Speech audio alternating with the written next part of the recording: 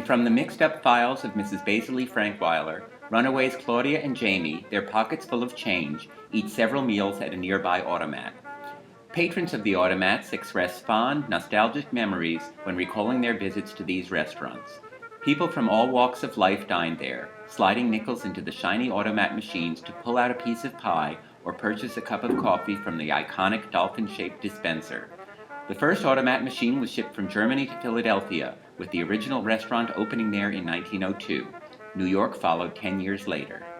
The Automat represented modern notions of convenience, cleanliness, and standardized food quality.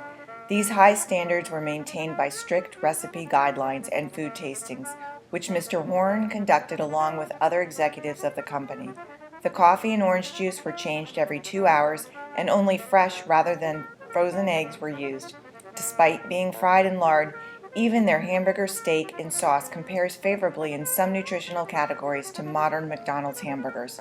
The most prosperous era for the Automat was the 1930s and 1940s. At the height of its success, there were 46 locations in Manhattan. They served dishes such as creamed spinach, baked beans, tapioca pudding, fish cakes, macaroni and cheese, clam chowder, and chicken a la king. Prices were reasonable. A chicken pot pie cost 35 cents in 1935. In 1955, it was 60 cents. Converted into 2012 dollars, these prices would be equivalent to $5.91 and $5.18, respectively. That is, the relative price of this item had decreased, a result of new pressures the company was attempting to respond to. Times had begun to change for the Horn and Hardart Company. During the early 1950s, as customers' counts diminished, sales of coffee, always an Automat hallmark, also declined. The company experimented with lowering the price of coffee from 10 cents to 5 cents to entice more customers into the restaurants, assuming that they would buy additional foods to make up for sagging sales.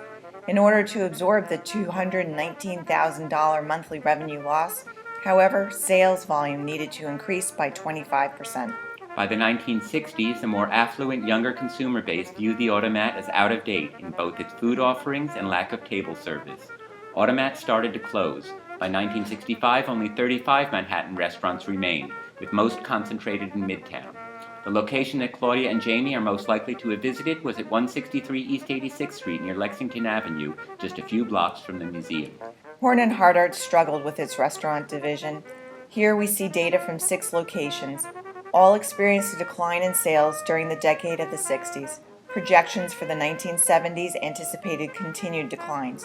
Food costs were dropping as the company tried to save money, partly by lowering quality, but total costs, including labor and overhead, were nevertheless increasing. The heyday of the Automat clearly had passed. Horn and Hardart closed even more locations, converting others into fast food franchises, especially Burger King, Arby's, and Bojangles Chicken.